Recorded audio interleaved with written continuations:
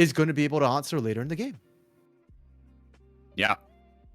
It's a much more well-rounded composition, right? There's not quite as much, like, yes, Graves is fine in the late game, but like you said, this Gwen, if you can get to that bridge, now you've got a game warping ability in the Gwen W, and just a much better ability to take these team fights.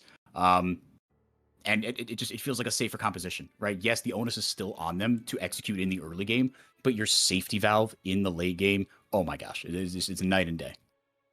Yeah, and for Red here, they have skill on the side, but they do have to be careful. I mean, that's why you see a lot of Xinjiao and a lot of Gwen specifically to deal with that Jinx here, where Jinx might outrange you, but if she can't damage you, it doesn't matter as much here. So Red, it's not as straightforward as just survive. Like was their win con last game here. They actually have to execute a little bit better. Aegis as well won't have that same safety. Seraphine is not Yumi. Seraphine has to kind of pick where you want to go and can't follow the Hecarim on a lot of those deep dives. So we'll see how it goes. But for now, we're not seeing Ranger and FNB go in for that invade. So at least that should work in favor of Aegis this early game. No, I agree. No cheese here from Ranger this time around. This is a huge game 3 here, RMC. The vibes are off, to put it mildly, for Red right now. They've got a big mental hurdle to overcome. When this team plays as a team, as opposed to a collection of 5 individual players, they're unstoppable. When they play to their ceiling, they have been the best team in CBLOL. They're defending champions for a reason, and individually the players have only gotten better. But good vibes only last for so long, and there's a fragile thing. The communication still needs to be there. The team fighting still needs to be on point here. This is a huge series for them. Furia playing with all the confidence in the world right now. Yeah, and my big question for Furia is kind of how's the bot lane going to go, right? Last lane, Natuno and Ripper actually struggled really hard in the 2v2, which is surprising when we consider how game 1 went, and Natuno looked really good initially, and then kind of fell off in the mid game. Was the opposite in game 2, where they didn't look good early. They came into the mid here. And with the Lux Caitlyn, I feel like that's a better lane to look to punish. So if you can't win with this still, then there's big question marks on whether, this Caitlyn is really going to be an issue for the side of Red. Already the binding starting to land, and you love to see it. Yep. And then the return trade wasn't really possible. That's what you got to do with those level advantages, especially in a lane like this. You talk about the increased kill threat relative to a Caitlyn Karma lane. The Caitlyn Lux lane has that just a little bit more. JoJo going the Guardian here, which is kind of what you'd expect here on these less kill thready Enchanter supports. Although Redbird did go, he went comment on the Karma as well. Yeah, but Red opting to pick blue side, and obviously it went very pear-shaped for them in the draft for other reasons, but yeah, I mean, this bot lane's gonna be spicy. Yeah, you want to see Furia and Ranger again capitalize on the perma push here. Ranger going into Tribrush. This is something we did not see. I don't know if he knows that Aegis is right there. Going for a dive here, flashing forward. The CC onto JoJo. He pops the heal. It's enough. Not going to be able to get the reset here. Aegis showing up. He's a level up and double buffed onto Ranger. He's going to win that 1v1, but Ranger is going to dip. Yeah, and we did not see that last game 4x4 because Ranger had a very different early game, right? He was in there, he was punishing Aegis, and it actually warped the way the junglers would move and where they could afford to path to. But this time, because of the standard start here, you could kind of tell that Red knew the possibility was there, that the dive would come down. There were pings seconds before it happened. But you've just got to be more aware of that. If that's the case, you can't be pushed out whatsoever. And all summoners blown from Furia on their bot line to make this possible here. So is it repeatable? Maybe, but it's not going to be as easy. And while Red did end up giving up that first blood here, and this time it does actually go over to the AD carry. It's not a support role. Yeah, after the last 2 games, it is actually a little bit surprising. It's not terrible for Red. They can recover from this. Teton once again up massively in CS despite the struggles that they're having bot side. You're just trying to make up for it up top. Not able to get all 3 taps onto that ward. Got it completely lit up here. Excuse me. Do Furia. Last thing you want is FNB taking unnecessary deaths and unnecessary pot shots. Because we saw what he could do from behind, but Sion is the epitome of a lane you have to win into because he can do everything with absolutely nothing. He can TP back to lane. You can ult back into lane. He's going to be just fine. And Guigo up 10 CS here. Not for nothing. He's taking it to FNB on this Gwen right now. But Ranger wants to get this Gwen ahead. Like we said, it's a late game insurance policy for Furia, but man, if it's not going to feel good if you've got 2-0 by that first dragon fight, Guigo flashes away. Spectral Maw forward, not going to find its mark.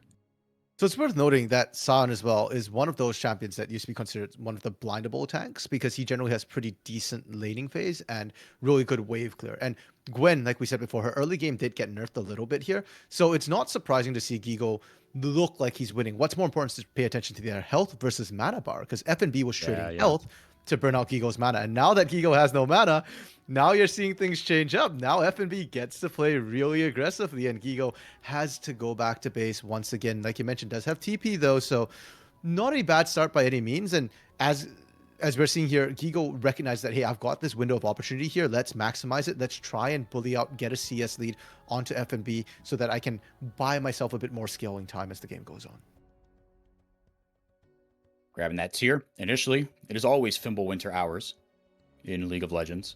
2022 has been the year of this item. Once one person figured out how good it could be, oh mama. It has just taken over the meta. You build it on pretty much everything. If you are some sort of tank that's not a support, you are slamming that John immediately. Grevthar's got himself a Dark Seal, so he's feeling pretty good about his odds so far. Guigo, again, it's going to take some time to stack up that Fimbulwinter, or the Winter's Approach, I should say, into the Fimbulwinter. But once Winter is done approaching, you just get so many free stats out of that. It's absolutely nuts. Envy going to do a little bit of a similar route here. Going to wait a little bit to scale up, and he's not going to be met with too much of a disadvantage because that Dark Seal is going to take up a disproportionate amount of gold right now, but it'll be lethal later on. Grefthar was very good on the Vex. I always want to call it Gwen. I don't know why. Very good on the Vex in game one. Now Titan looking for something. Ooh. Very good E by Jojo, and Titan, he's stoked. On the Rift, anyway. See if it's enough to keep the good vibes going for Red. They answer back and are going to grab a dragon out of it too. Really well played from them there. Just the way they cut off Redbird as well. And we were saying, you know, sure you got first blood, but you burned everything to do it. Was it worth mid lane? Shockwave goes down. Grefthar. So close. One more Q would have done it. Yeah. I thought maybe Envy was going to try to like flash Q for that or flash Q auto or something. But probably the right thing to do to not. Vex can lock you down in a heartbeat. Now, back to that bot side play. I mean, yes. The fact that they caught Redbird. Excellent. Now the flash is back up. Shouldn't happen again, but Red capitalized immediately. They go for that dragon. And if we think back to the last two games, it has been Furia who have been able to get those dragons a lot of times because Aegis was looking to the top side. This time, Ranger can't find anything to compensate for that here. So big win from Red. And in 4 seconds time, when Herald is back up here, we can re-contest for that. Gigo has done perfectly fine. Topside has that prio, has that unstoppable onslaught now up and available. And for Grefthar, I feel like this is one of those times where you want to actually start looking for fights as Grefthar. You've got the ult, like you mentioned. You've got the Dark Seal here. And more importantly, you know Envy doesn't have Shockwave. Yeah. No, and that's big. I mean, the Lost Chapter is going to help out the cooldown some. And as you rank that up, it's going to be available pretty much every fight. But you've got this little window here. You've got Electrocute. You've got Aegis. He's going to start up this Herald here. We'll see which of the top laners join and when. Guigo waddling himself down Ranger, going to grab some lean protein on his way in. If they, in fact, even do choose to contest this, they know what's going on. They've got that green ward in the back of the pit. Instead, Jojo and Titan going to come up and, potentially for any sort of fight that breaks out. Going to get themselves some mid lane farm as well. In goes Grefthar. Holy moly! Okay, that's a lot of damage. That was a double ult from Grefthar and Teton. Yeah. That's why it looks so amazing. And they keep going. And here comes the resets. Grefthar stay the heck out of my lane. Oh my! And Envy Shockwave was back up, so it's slightly less dicey on that one. Oh, the traps. Teton doesn't have the confidence to try and weave his way through. Honestly, here. I don't blame him. Woo! Okay, There you go. Thread the needle, young man. Yeah, because if you have to, right, then Redbird gets a free binding. You know exactly where Teton's going to step into. And for all that we're focusing on that mid lane at that Herald, because of all of the pressure that was coming, all the rotates, bot side Natuno got free bot side with Redbird. They got multiple plates, and F&B doesn't quite land the needlework. Now has to be a little bit careful here. He doesn't have too much health. No. Yeah, getting those resets. Getting those resets on the ultimate is so big, especially later in the game. That percent max health, you can get 3 charges on that. It's like 1-3 or 1-5-7 needles. I don't know. It's a lot. If you can get a full Gwen combo off and keep yourself safe in the fight, it's absolutely devastating. Titan cleanses out of it immediately, and here comes the beat drop. It's just 1 charge though. Jojo following forward, gets the encore off. Into the traps. They can do it themselves as well. Aegis forward. The onslaught of shadows, excuse me, forward. And how about a killing spree for Titan? They're flipping the script. RMC, mental boom. What's that? Kills onto Jojo. Never heard of him. It's a 3-0 Jinx. Yep, Red have managed to wash it, and they are looking really hyped up, really amped up again. I want to highlight that cleanse from Teton, because Teton knew exactly what he was running into when they were like, we're going on this. His finger was hovering that cleanse. I don't care what CC you throw my way. I'm going to insta-cleanse it, keep on going. And it was Furia getting the plates on that bot side with that Caitlyn and Lux who were left alone. But it's going to be Red picking up the first turn of the game. And more importantly, Teton, now 3-0-1. This Caitlyn, it might only be 11 minutes in, but is so far behind the curve. Oh, we got to watch this again. Yep, instant. You know what? My bad. They weren't saying they were going to go, and Teton was just ready to go with that Captain Jack immediately. And oh, the beautiful charm into trap. Natuno just instantly dead. I don't like that he actually tried to heal there. Like, you're dead. Just leave it. You were dead meat. Exactly. Yeah, no, really good stuff. Look, it is still early, but this not to beat a dead horse here, but we have to because it is in front of us, and these are the facts. This is similar themes as far as composition for Red and Furia. Red have a safety blanket compositionally into the late game. Now, Furia with the Gwen. Again, you have drafted yourself a little wiggle room here, but the bot lane getting turbo blasted like this is not a part of the plan. No, definitely not. Nobody drops a Caitlyn to lose the lane. And the thing with drafting a Caitlyn too is that you actually warp your draft to accommodate it. Because when you pick a Caitlyn, you know that you're going to be losing the late game in terms of the AD carry. So you have to draft other things to compensate, or you all in for it here. And now if that component doesn't pay out, your mid game is going to be very awkward. Gwen's not going to have scaled up quite sufficiently. Your Caitlyn's going to be behind, and then you're just relying on shockwaves with resets to be able to carry the fight. And when you look at what Red have to bring to the table, my goodness, we already saw Gref there on Teton, that ultimate combo. It burst. It wasn't Envy. I can't remember who they caught there. Was it Ranger? From like 80% to 0 in the blink of an eye. There's literally nothing you can do here. You can't heal in time to save yourself when that sort of combo comes through. No. Grefthar did throw out the Shadow Surge there, acing the whole down for Natuno as well, though. Envy no flash either. Maybe you see Furia get a little desperate here. Not quite 14 minutes yet. The teleports are still leashed. If that's the word, it is now. But no, I mean, but also Jojo, his beat drops have been very, very good. He's been really, really money with those, right? You talk about how the CC setup and kill pressure is so easy for a Caitlyn Lux, because it is. But it's like, oh, it's a route into traps. Guess what? Red's bot lane has that exact same thing. Yeah, pretty much here. Oh, hold up 1 second. Dragon being taken here. Aegis gonna grab that. They've got a 2-0 lead. Grefthar doesn't have his ult to try and pull the trigger if he wanted it. But Jojo showing a tremendous amount of stage presence, pun completely intended, as well. And how about Guigo holding his own in the top lane? It's been 0-0-0 so far. This is how you got to play Scion, kids. You got to be patient. Oh, now maybe Jojo in a little bit of trouble here. The ball goes out. Yeah. Dice so far. Okay, that was a bit awkward when the rest of Furia couldn't quite follow up that particular binding. But I do want to highlight that Furia got the inside track on that mid lane, and while that entire dragon dance was going on there, Furia never was really going to commit for that dragon. You could kind of see that they were really far away. They were instead trying to get that mid lane turret with Natuno, and they got quite a few plates, but not as much as they would have liked here. And you can see, in terms of plate gold, Red is still ahead right now from Furia. So it really didn't quite work out the way Furia had hoped. And I don't know how many more shots you get on that turret like that, where you get Rid completely out of position and not able to defend. Yep, Furia on a clock again. And with the advantage that they got early, they were able to do something with it. But now you see even it's being reflected in the item choices right now. Envy, he's going to grab the crown of the Shattered Queen, but also a Dark Seal. To be fair, and I guess one will help enable the other. You got the crown of the Shattered Queen. You're going to die less. You're going to get more value out of the Dark Seal. In theory, great. We'll see how that ends up working out though. Envy hasn't hit that crucial shockwave just yet. To be fair, he hasn't really had an opportunity to. But right now, like you said, that turret plate gold for Furia, they do have an advantage on that. So the game gold-wise is basically dead even. About even on Mythics too. Actually, Furia up 1 on that front. And immediately Redbird going into the Oblivion Orb as well. Combat all the healing that's coming out on the side of Red. Yeah, between Sion, Guigo, Aegis, and Jojo on the Sion, Hecarim, and Seraphine. That's what I should have done first. There is a lot of that to go around.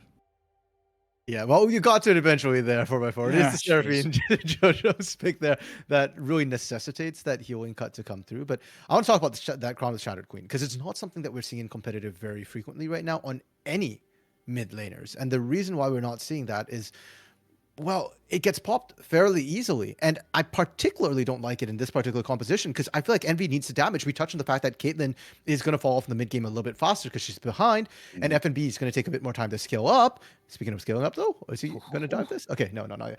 But Envy needs to be the one to carry them through the mid game. And if you don't have the damage, great, you're going to survive, but you're also not going to have the damage to contest any of these mid game objectives. And Rid already took the first 2 dragons, so Soul is a very doable win con for Rid Canids in a timely fashion as well. Crucial game 3 here. Game on a knife's edge right now is a lot of fighting, but the gold literally dead even.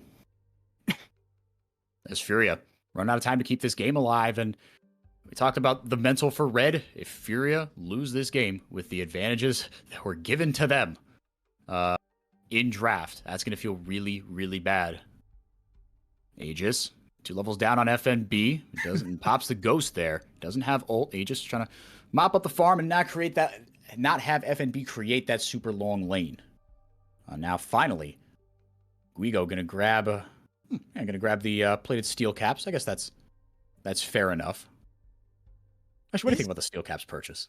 I actually don't like it because what physical damage are you nullifying here? Natuno? No. Ranger? Is that really going to be your problem, Guigo? I feel like FNB is your big problem right now. Yeah. And if you can't match FNB, that's going to be an issue. Now, I do like this rotation, though, from Red to send Teton up here to get this turret. You're seeing how quickly already Teton can take a turret when left on his own. And that topside turret was already on a hope and a prayer for Red. So it's actually really dangerous to leave it in the long lane. And if it's going to become a long lane no matter what, you might as well make it super long, right? Try and answer the gold here. Furia able to answer turret for turret in the mid lane, though, and it really feels like the map is starting to open up. FNB? Oh, out still. No, he is out. Yep. 2 levels down, but a 1v2. Not going to go Gwen's way, flashing over just to secure the kill, just in case. Definitely unnecessary, but now this might be a long lane going the other way. Yeah. Will not be. First action that we've gotten as far as KDA in the top lane. FNB getting taken down, and Titan picking up another kill. He's well on his way to what I think is going to be a Phantom Dancer's second item. Yeah. Titan's scary, man. Natuno is up a level here. He's been farming very nicely. But Titan's sitting on a lot of standing gold right now. But actually, Furia, and they've kind of got to here. I mean, give yourself that 2-1 window. You're still not out of the woods yet. Ranger going forward here. Ooh. And Aegis not there to contest. Ranger can smite it away, and indeed he does. Now they got what they came for. The Encore actually not going to find its mark. Here comes Zombie Guigo. Ranger going to get himself some honey fruit. Guigo trying to do what he can. FNB just going to skip right over him and slash his way to giving Natuno a double kill.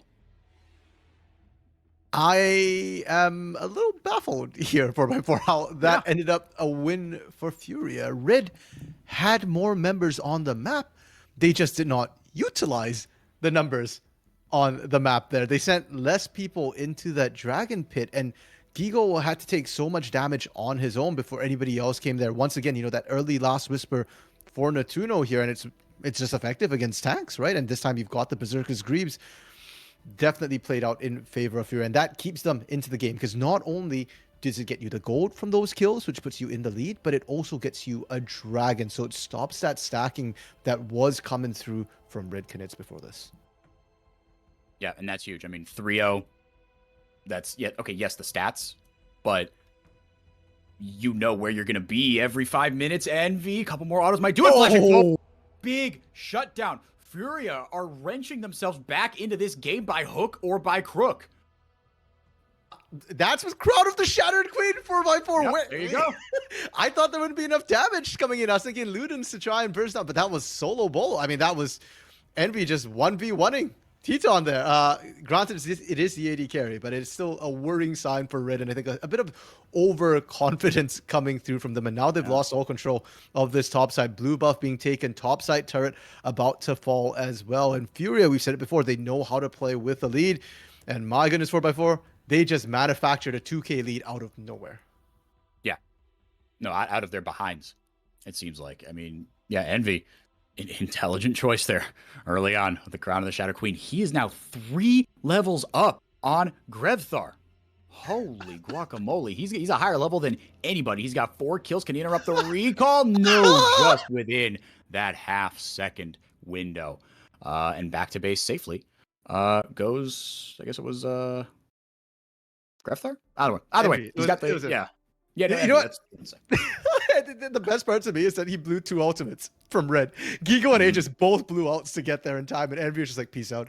Perfect timing, all planned, completely intentional. And now for Fury, there's a window of opportunity here, like 1 minute, to try and make a play here. But there are no objectives for you to fight over because you can't go for Baron. They're not in position here. So I want to see them just kind of force a siege at this point here. Orianna can be devastating on a siege if played right, especially when you've got champions like Hecarim, like Sion, or even a Vex who aren't terribly long ranged.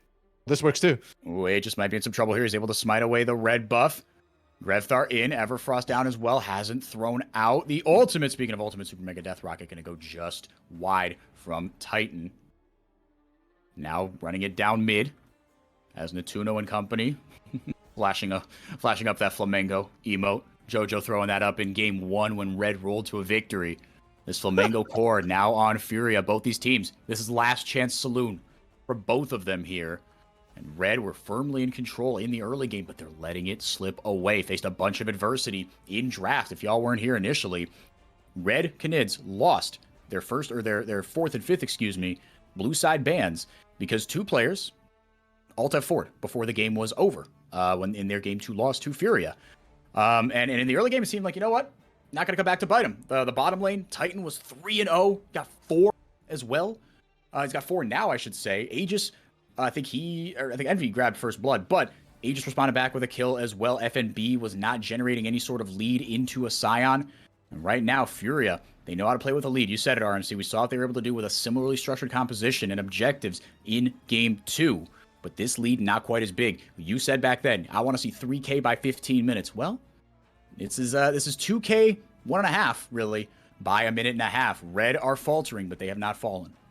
Yeah, and you know what? I'll give Furia that they didn't have to get as big a lead this game because there is still the chance of the FNB show coming in. But, we see the TP coming in from Gigo here. Red really want to force this. Yeah, they know Envy has no TP, and he goes with the unstoppable force the flash out of Red. Burt, the W.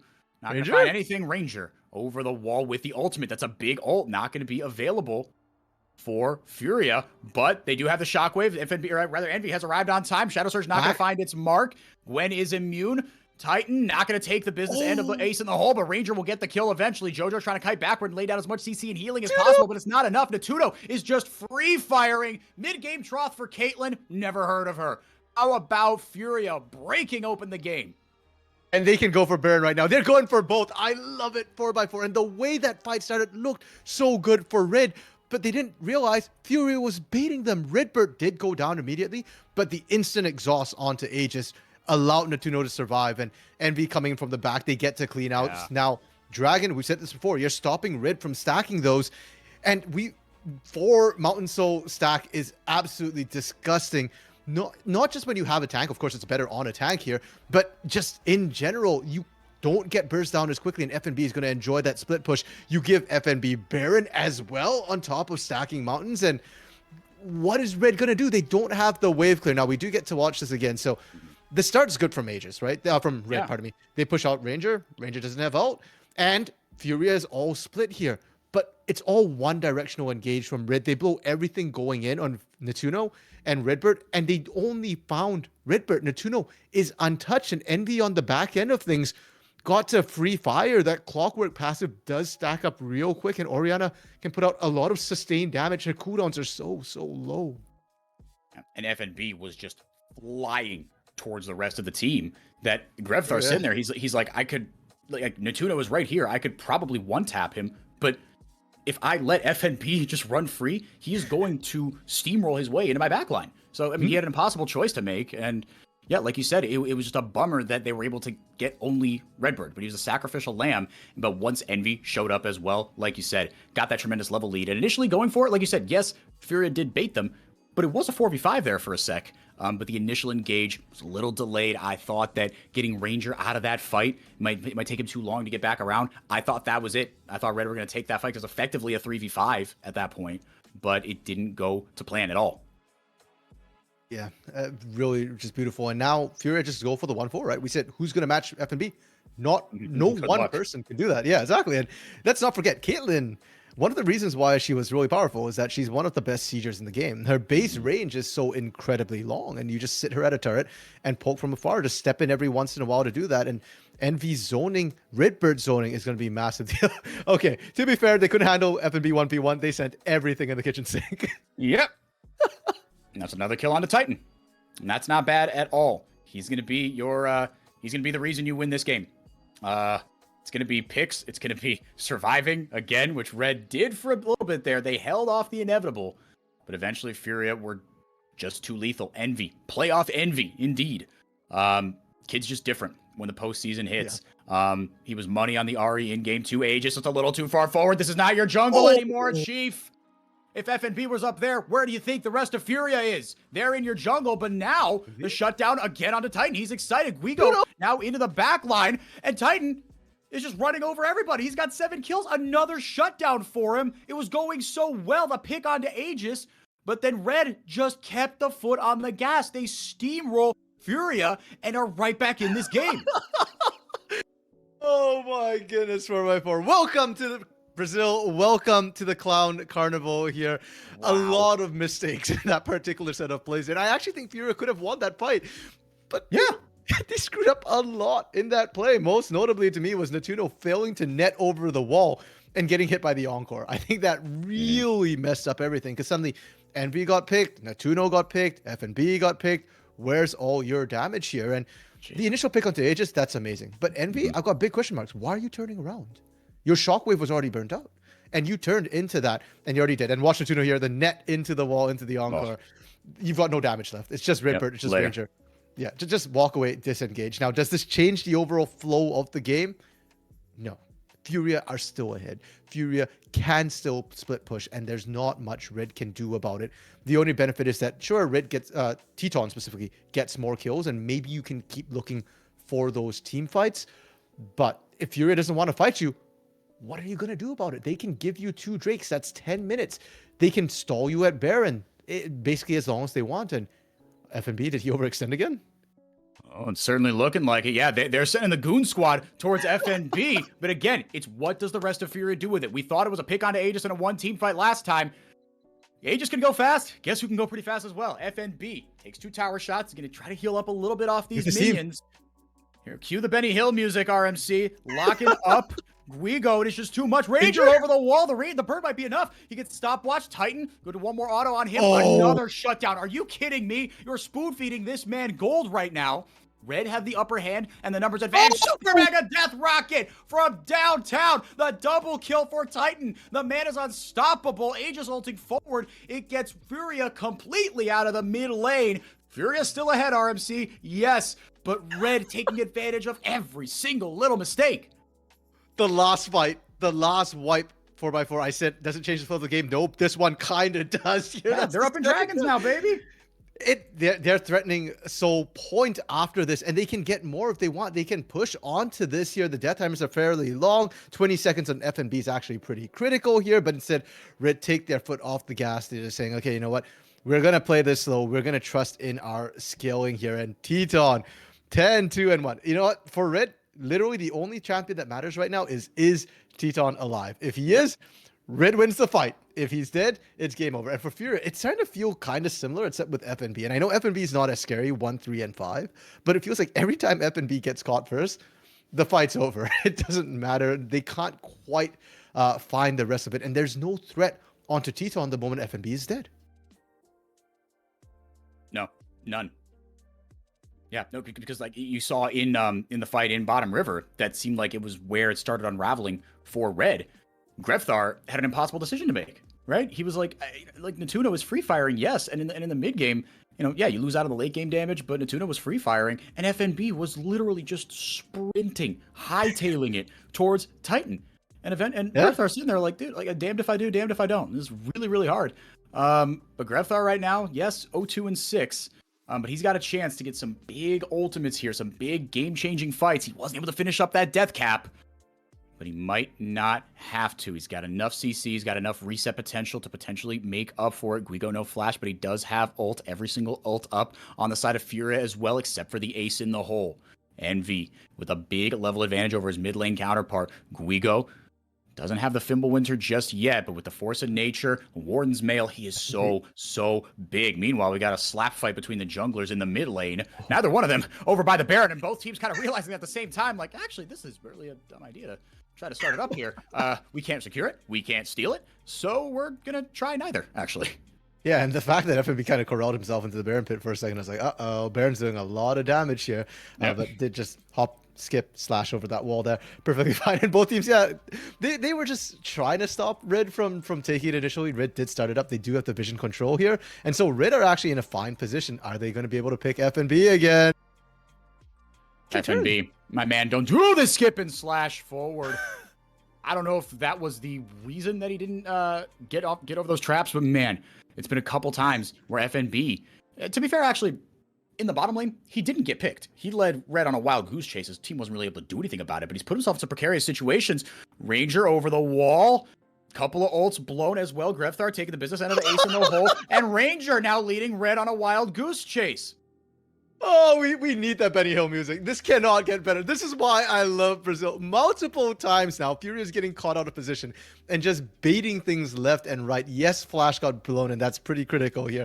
But again, you survived as Ranger in a position where you had no business surviving. And as funny as it is to watch right now, 4x4, I've got to say, this is not how Furia win the game. This is compared to what they were doing 10 minutes ago, 4x4. It's got me crying. This has happened far too many times. They can't keep getting away with it. And the gold lead is starting to shrink, right? I mean, it was about to... It was in a really good spot. A couple of picks that Red found have brought this lead down to a much more manageable place. Dragging up in a minute 35. So much hanging in this game right here. This will put one team away from going home at the end of the year. Big fat knee work. Not going to find Grevthar enough. Doesn't even have any sort of resistances. FNB just not able to get the full combo down onto Grevthar. And Grevthar, he did have to burn Flash and Everfrost for it, but man, if you escape a 1v1 against a Gwen that's 2 levels above you and all you have to burn is Flash, you're not feeling too bad about it. Yeah, you take those. But Red did once again get the inside track with that. And it's kind of weird. They sent multiple members down to the bot side to deal with FNB and get Prio mid. This is why I'm saying Furia is slipping a little bit. They're focusing on that Baron instead. And if you're going to try and do that Baron dance, the problem is that you not only need to set up vision, but you need Prio in the lanes around it as well, top and mid. And now that you've lost that inner turret in the mid lane, this is a hyper-extended lane. Don't forget, Red already lost their inhibitor turret in that mid lane right now. So Furia need to make sure they have one person there pushing. Grevthar caught again. Oh, Grevthar, but will it be enough? I don't think it will. Here comes the rest of the Goon Squad. Grevthar didn't blow his ult. Again, all he had to do was blow the Everfrost. But now they're just running it down mid. Guigo, he's going to get munched through pretty quick if FNB can get his hands on him. All that true damage. He's going to turn you into a Cho'Gath. All health, no resistances. It's fake, kids. Don't be scared of the Cho'Gath. I thought Red was gonna try to look for a pick there, but I think Grevthar getting caught out. You saw them lining up in that topside river brush. Grevthar getting caught out delayed their plans. And again, we're watching the same thing here. FNB and company is trying to do something with that mid lane, and they did get the inhibitor, so they got kind of what they came for here. Red certainly have the damage to trade the Baron. They can melt that in 2 seconds flat, but Ranger, or rather Furia, don't need everyone on the Dragon. So they're just going to send 2 members, mop that up, and now it's 3-3. We're playing for Soul. This game's going to explode in about 5 minutes. Yeah, and we said before 4x4 that right now it's about who's got control in the lanes here. It's not just the vision, and because that inhib is down in the mid lane, Furia can take their own sweet time here. They can wait for Red to mess up, and as I say that here, Furia, you see this. You need to stop this. I don't know what they're doing. They were sitting on their laurels. Third dragon is not a laurel, RMC. It's just a third dragon. All you've done is delay a fight. Red got that Baron so free. That was...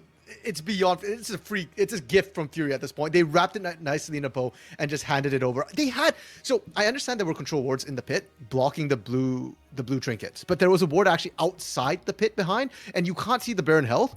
But you can see Red Canids start up the Baron. And like you said, 4x4, they do it in 2 seconds flat. So you can't afford to take your own sweet time here. And now Red, they get a chance to push. Teton, who's already scary enough now, 6 items, full build as he completed that LDR here. Guess what? Jinx range is right up there with Caitlyn, slightly further even, and that means the siege potential from this comp is so strong here. And what did Furia trade it for? Soul Point on a mountain soul. Oh, great in 5 minutes, but not great right now when you have to deal with a Baron push. No, like you said, Caitlyn, the siege is fine. The wave clear, yeah, it works much more effectively in one way than the other. Envy, after a big early and mid game, here in the late game, he hasn't gotten the chance to shine here, and it's been because of, I think, yeah, like we've kind of been alluding to, a couple of collective team errors by Furia. You know that Titan is an absolute monster. Now that RFC for Natuno. But you know he's an absolute monster. You know they're going to melt that Baron. Yeah, that was, oh gosh. I mean, it all happened so fast. They showed up, they took turret. That's all they're going to do right here. And for Furia, yes, they're laying the trap line down. Yes, they can hold the split push from Gigo because FNB can still win the 1v1. But I'm just really scared for them. Look at that poke coming down from Teton here. He's doing it from outside the range of the traps here. The trap range isn't quite long enough. No, and Titan's just gobbling up minions saying thank you very much. Well, I guess at this point he's in Elixir territory, so I don't know how much it's actually doing for him, but it's more about the wave clear at this point. But the fact that that's even the case right now is a little bit ridiculous. They're rotating into mid lane as well here. Oh, nice flash over from Ranger, trying to get the pick there onto Aegis. Guigo's a big boy, and he's going to block the ace in the hole. Super Mega Death Rocket's going to find Ranger. Gonna die? Get a little bit of healing up. I think Guigo might be toast. He flashes over, but he was on death's door right there. If not for Guigo taking the ace in the hole and a timely flash, they were dead meat. It was a good pick there from Ranger. He saw the window and flashed forward. Initially, that was the right move because they were just losing the war of attrition. Yeah, and huge props to FNB for making that possible in the first place. FNB is really stepping up and held that turret. They didn't even lose inhibitor turret, which is massive for Furia here. And 4x4, that means the game goes on. We're going to break 40 minutes. I don't think they're going to be able to end in 2. And as much as we say that the scaling should be in the side of Red Canids here, they've got the infinitely scaling Scion, they have the Jinx, they have the Hecarim, they have the Seraphine. Furia has been able to answer over and over again, and while Caitlyn does fall off, I think there is something to be said for 6-item Caitlyn as well. She is very strong at 6 items. She comes back out of that trough, and I think most AD carries at that point, the biggest thing is who's got more range and who's got a better attack steroid. So if Teton doesn't get excited here, Natuno is going to be able to hold his ground, just waiting for that GA to be full build. Yep. No, and he's going to just allow FNB to chew through the front line.